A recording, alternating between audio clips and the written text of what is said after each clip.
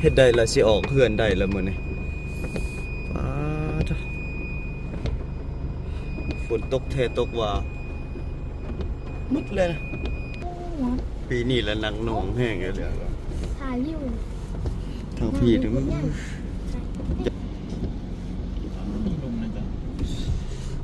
สภาพปกติบ่เคยถ่วมมันพี่จักเถื่อนะบ่เคย ก็ได้เฮ็ดใหม่ได้นี่จะยิง ก็เจ้าเฮ็ดใหม่เด้โอเคเบิ่งอันนี้สูงอะหลีได้เนี่ยก็เจ้าคูนขึ้นมานี่คูนขึ้นมาเป็น2 เมตรปลายพุ่นเนาะพุ่นอ๋อ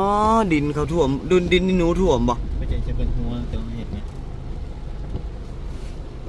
ที่เฮาอันนั้นเด้พี่น้องเด้อจะท่วมป้าเหลือน้อยเดียวละขัวที่เฮาเฮ็ดน่ะอันนี้ดินเฮาเด้อตัวนี้นะที่ดินเฮาแม่แต่ละปีบ่เคยมาฮอดพี่จักเทื่อได้แต่ปีนี้มันก็นั่งง่วงอะลิเดี๋ยวพาไปเบิ่งบ่อนอื่นอีกหลายๆบ่อนสบายดีพี่น้องปองป่ายเมื่อจุกูสิคนยีต้อนรับสู่ช่องเบาใจเนาะตอนนี้เบาใจอยู่ที่เมืองเซโปนเด้อพี่น้องเด้ออันนี้ก็คือบ่อนที่เฮาอยู่น่ะก็คือทางเข้าไปเมืองเซโปนเก่าพี่น้องทางพุ่นคาดว่าน่าจะไปบ่ได้แล้วเด้อพี่น้องน้ำท่วมแล้วท่วมคักท่วมแน่นี่อันนี้เป็นเส้นทางที่เฮามานะเป็นเส้นทางมันเข้าไปพุ่นบ่เห็นหลังคมหลังคาแล้วเพราะมันบังเด้แต่ว่าท่วมก็น่าจะบ่ถึงขั้นว่ามิดหลังคาดอกท่วมนี่น่าจะประมาณเม็ดปลายท่วมเมืองเซโปนนะเก่านะอันนี้พี่น้องสังเกตเบิ่งมันอันนี้เป็นส่วนเป็นนี่ของชาวบ้านเด้ออันนี้นี่ที่เราเห็นเป็นทุ่งนานะต้นไม้ต้นนี้เหลือน้อยเดียวนึง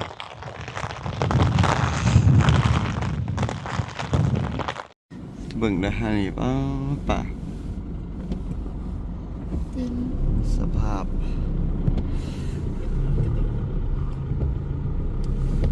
บ่ให้เว้าเลยนักแห้งอีหลีได้ปีนี้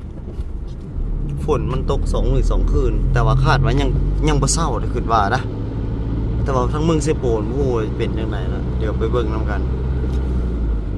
อันนี้มืดแล้วมิดหมดแล้วฝั่งพี่นะฝั่งทางฝั่งห้วยจะท่วมเถียงนาจิลอยหยังคือสิหลายเฮือนหลังนี้ท่วมแล้วนะเฮือนอันนี้เฮาแล้วซื้อสังกะสีให้สภาพอันนี้การเดินทางเข้าสู่เมืองเซโปนแต่ว่าเฮาก็บ่มั่นใจว่ามันสิเข้าได้หรือบ่นะฝนนี่ถือว่าหนักแฮงน้ำห้วยน้ำเซ่หยังนี่ตึงหมดแต่ว่าคิดว่าน่าจะท่วมนะบางบ้านนะ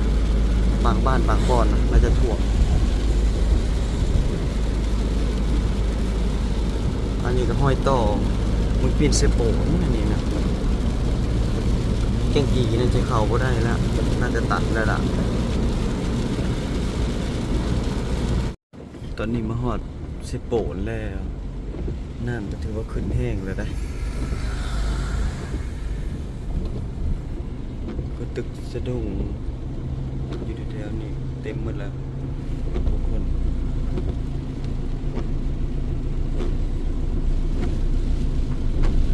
โอ้ฝนตกอีกนี่มือแรงนี่ก็เบิดคืนนี่ท่วมนี่ดีอันนี้มันท่วมแต่ป่าซื่อๆแต่มันยังบ่ได้ขึ้นแห้ง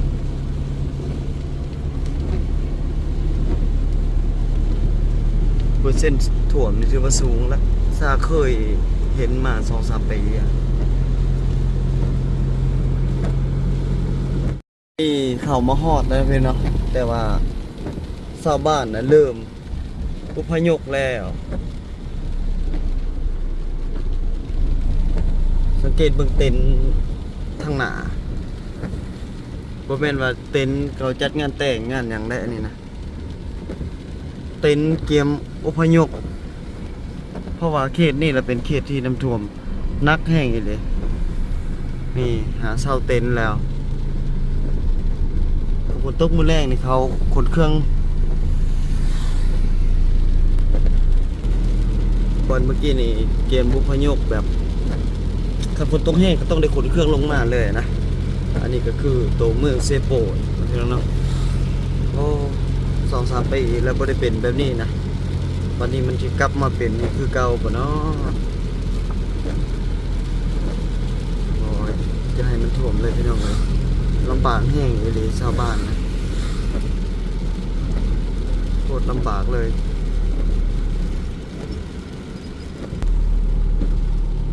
นี่อันนี้มาฮอดขัวเมืองเซโปนแหละโอ้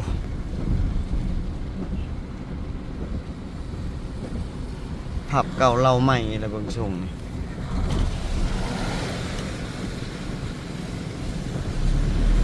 นักง่วงนี่เลยกำลังสิเข้าไปเมืองเชฟวนเก่าคือสิไปบ่ได้เลยล่ะพี่น้องเอ้ย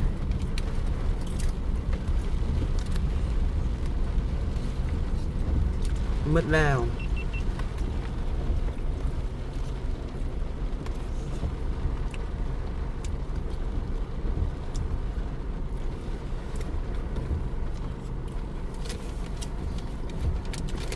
ไปมากก็กลับคืนละน้อง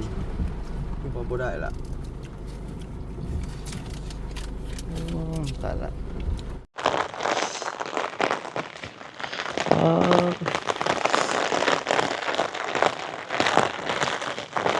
หน้ามันขึ้นนักแห้งอยู่ดิเห็นมันกระเพื่อมไหมวะหน้ามันกำลังขึ้นเลยทั้งเขตเมืองเซโปนเก่าทุกปีอยู่แล้วที่มันค่อนข้างจะหุ่นแห้งนะพี่น้องคันท่วมเท่าใดก็มันจะแห้งแล้วทั้งเขตนี้นะนักหนาอีหลีนะคือในตอนนี้นะเพียงเนาะบ่ใจสิไปปลูกเพื่อนให้น้องเปรี้ยก็น่าจะยังเฮ็ดหยังบ่ทันได้เนื่องจากฝนตกนี่ล่ะเฮ็ดอีหยังก็บ่ได้จิโลจิโปมคือสิหลายน้ำท่วมแบบนี้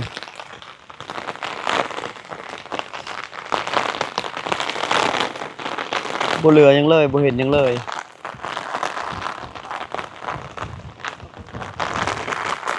ค่อนข้างจะเลิกอยู่งานมีแต่ขามได้ก็มีแต่ทางเดียวก็คือเหือนื่นบ่สามารถไปได้นอกจากเหืออย่างเดียว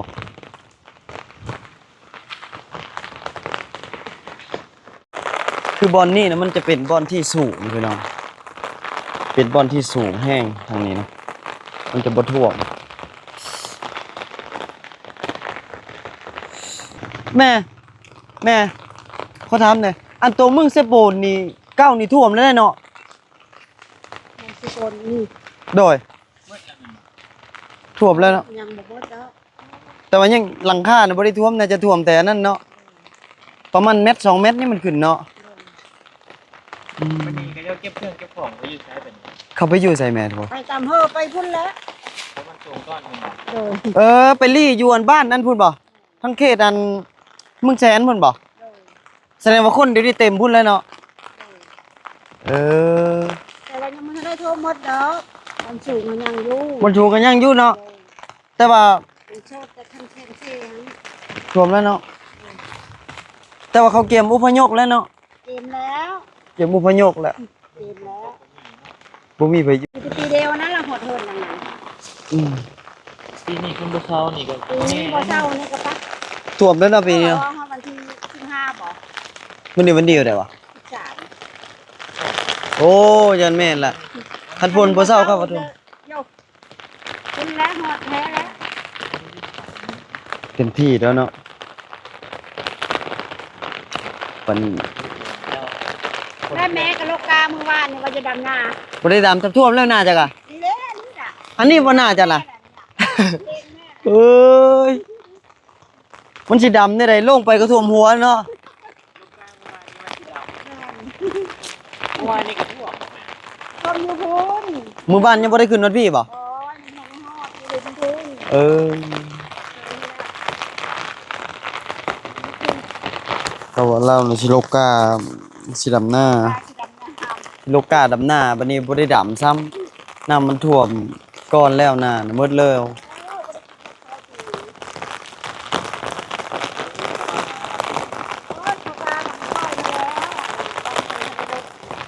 3 ปีแล้วได้บ่ได้ท่วมเนี่ย ปีนี้ปีที่ 4ท่วมได้2020ล่าสุดได้2เทื่อท่วมเนาะ กายในกระทมนี้ทมเอานี่ชื่อทมจะเดินแปดกันแล้วกระทมเดินที่เด็กแล้วก็เข้าแก่แล้วด้วยกระทมก็พอได้กินสิกาย โอ้โดยเต็มที่แล้วเนาะ นี่แหละแม่ไม่เข้าแล้ว นี่นี่แหละก็ประมาณประเทศ จิโลคือสิหลายในจิโลเนาะ ที่เราหลายแล้วไปเด้อ เขาเหือไปเก็บ ได้เป็นกระหยัง เต็มที่แล้วฝนตกมาเลยหมดแล้วได้ทงหน้าคือหมดละทงหน้านะบ่เหลือแล้วทงหน้าทั้งเขตอันนี้นะบรรยากาศโอ้ยพี่น้องเอ้ยลำบากแล้วชาวไร่ชาวนาอันนี้คือภัยธรรมชาติฝนตกมันบ่เช้ามันท่วมบ่มีไผเก่งกว่าภัยธรรมชาตินะพี่น้องเนาะบ่เห็นบ่ตะกะแตนโตตะกะแตนน่ะ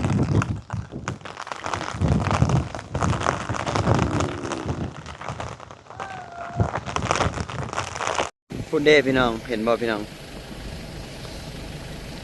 คือเอาเห็นนี่เราตามเถียงให้เถียงหน้าของชาวบ้านได้คือมันท่วมบ่แล้วบ่ได้เหลือหยังแล้วไปก็ต้องได้ดึงไม้จองไม้ไปนะวันนี้ละนี่ละเป็นปีในรอบ3 ปีที่ว่าแห้งสุดแล้วในรอบนี้นะหมู่บ้านใกล้กับแคมป์ซีบนไหนมันต่ำก็ค่อนข้างจะท่วมแล้วคือชาวบ้านไหนได้อพยพแล้วได้อพยพก็คืออยู่ตามป่ามหาซักคืออยู่ดงมันเป็นภูเขาเด้มันต้องได้อพยพมาเฮาอยากบินโดรนให้พี่น้องเบิ่งแต่ว่ามันบ่สามารถบินได้เนื่องจากว่าฝนมันตกนะพี่น้องฝนมันตกแล้วมันปล่อยบ่ได้ลึกจะหลีเนาะถ้าว่าสภาพแบบนี้ก็ถือโอ้ยค่อนข้างจะยากเลยพี่น้องเอ้ยเดี๋ยวสิพาไปเบิ่งบ่อนใหม่อีกแต่ผู้คนบ่ค่อยมีแล้วทางพี่พระเจ้าก็สิไปแบบไปลี่ไผ่อยู่บนภูเขาคันว่าสิพ่อเขาซื้ออันผ่ากันฝนมาอยู่นี่นะคันพ่อชาวบ้านที่เขาอพยพมาชั่วคราวนะเขาสิเอาให้พวกเพิ่นพอได้ที่อยู่อาศัยก็ได้เอาปลากระป๋องเอาอันมีเอาหยังอยู่ทางหลังรถมีอยู่ก็คันเห็นพวกเพิ่นก็สิได้จุนเจือกันไปพี่น้องอันนี้เป็นเซกอกเลยพี่น้องเด้อคือน้ำเต็มเบิดแล้วน้ำนะ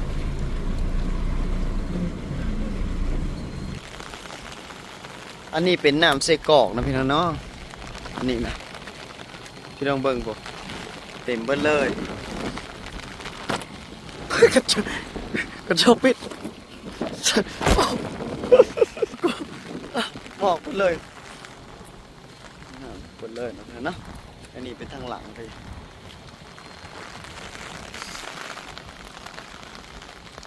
ขนาดเลยนะ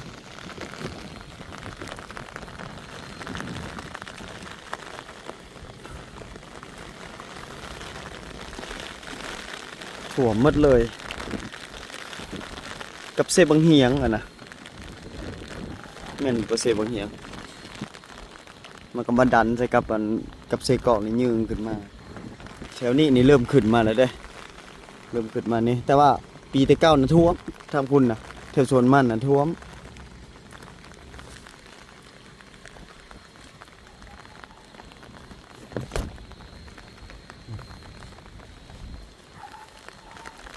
มันมาลัดใส่กัน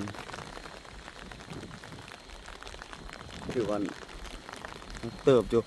ฟ้าฝนสภาพฝนแต่บ้านใดที่มีความเสี่ยงน้ำท่วมได้เตรียมอพยพแล้วแต่ว่าทางบ้านสิบโปนเก้าเขาเข้าไปบ่ได้อย่าไปเบิ่งแต่ว่าถามชาวบ้านว่าเขาได้อพยพแล้วเตรียมแล้วเขาไปตั้งเต็นท์ไว้อยู่กลางป่าดงมหาซักเด้ แล้วก็ได้มีคือปีก่อนนั่นก็มีได้ทั้งเมืองทั้งหยังลงไปซอยประชาชนก็ถือว่าโอ้หลายอยู่ถือว่าซอยได้ไวพี่น้องแต่พวกเฮาก็วางปี 2-3 ปีที่แล้วก็ได้ร่วมแรงร่วมใจกันพวกมีพวกปลากระป๋องเครื่องบรรเทาทุกข์น่ะมันยากเด้พี่น้องมันเกิดอุบัติภัยแบบนี้แล้วมันค่อนข้างจะยาก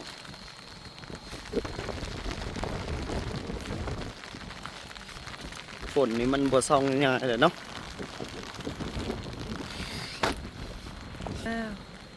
ล่มกันขาดไปเลย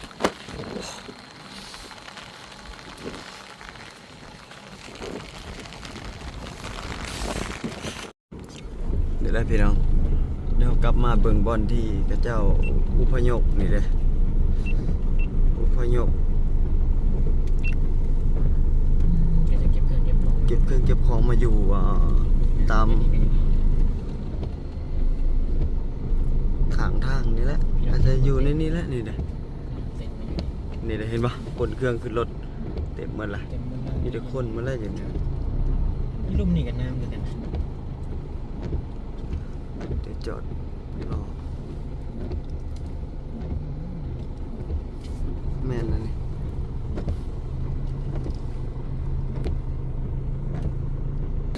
นี่เด้พี่น้อง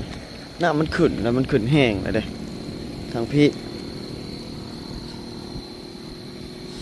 ก็เต็มหมาแล้วน้ำโอ้สังเกตบ้างว่าจะน้ำอ๋อ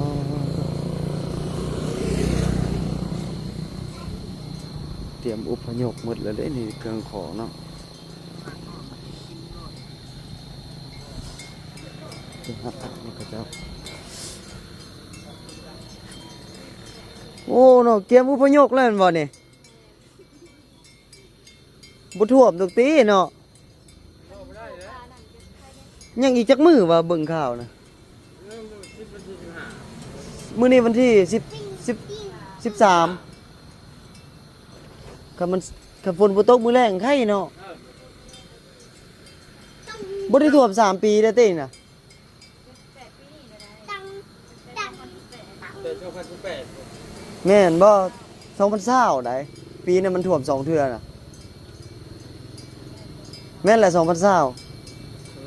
แม่น3 ปีมันบ่ได้ตก ปีที่ 4 ปีนี้มันบ่ท่วมเพื่อนเจ้าหลังใดเนี่ยหลังนี้บ่มันท่วมค่าได้ฮอดบ่ประตูอันประตูทางเข้าน่ะเห็นแต่หลังคาโอ้ยแต่กระบาบเนาะ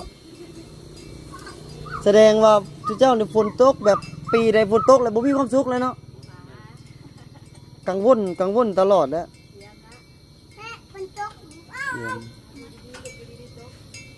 อันนี้ยังไข่เฮายังแบบกาเกียมเนาะคือปีก่อนนั่นน่ะบ่ทันซ้ำบางคนก็เนาะมันขึ้นกลางคืนเด้นั่นน่ะเพราะว่าฝนมันตกอยู่แล้วแล้วน้ำห้วยมันเต็มอยู่แล้ว แต่ว่านี่น้ำห้วยมันบ่มีแล้ววันนี้มันตกหลายอยู่แต่ว่ามันค่อยๆขึ้น สุดท้ายมันเป็นน้ำเขื่อนนะ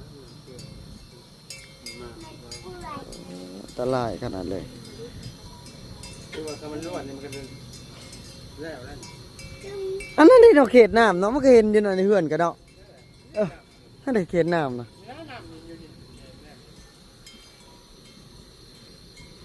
อันนี้รถบ่น้ำน่ะอยู่ข้างเฮือนจะนี่รถบ่โอ้ยกระบาบเนาะน้ำมันเริ่มขึ้นละฝนบ่ตกใครแน่มือแรงนี่ตกก็ตกค่อยๆใครแน่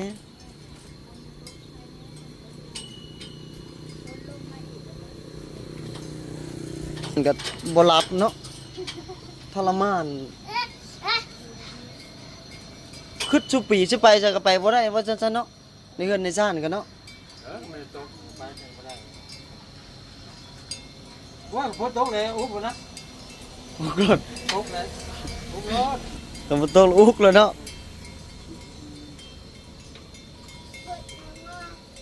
มันละเขตน้ำได้นะพวกมันถ่วมเอ้ยเลิกได้ นี่มันแย่เนี่ยแย่เพื่อน บอลงัวแมันบ่ มันมั่วเลย เออเต็มที่แล้วเนาะ มันยังไม่ได้อยู่เลยนะมันขึ้นว่าบ้า ยังขึ้นอยู่บ่ ยังขึ้น โอ้เต็มที่แล้วแสดงว่าคนเทื่อนแถวนี้นะเตรียมเบิดแล้ว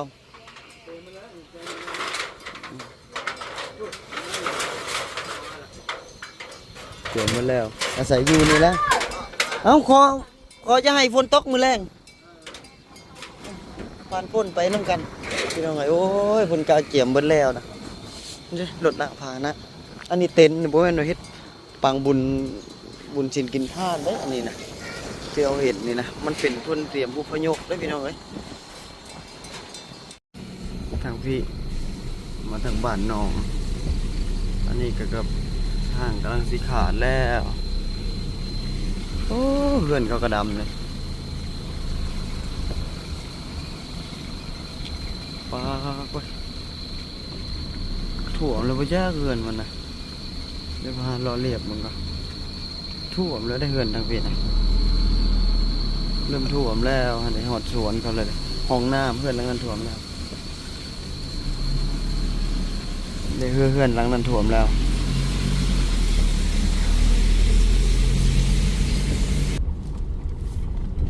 โอ้ขึ้นหอดพี่เลยพี่เต็มที่ดออันนี้ว้าเบิ่งนะพี่น้องน้ำท่วมเบิ้ลแล้วพุ่นก็ได้กบเป็ดกบไก่ห้องน้ำเรียบร้อยแล้วห้องน้ำเนาะขกเป็ดขกไก่เบิ้ลแล้ว เป็นตาอุกขนาดแบบนี้นะที่แนมเห็นน้ำได้ลิดๆนะทะลุอดฝั่งพุ่นโอ้เพื่อนหลังถ่วมแล้วเพื่อนหลังนั้นมันต่ำกว่าเลยเป็นตาอุกเนาะ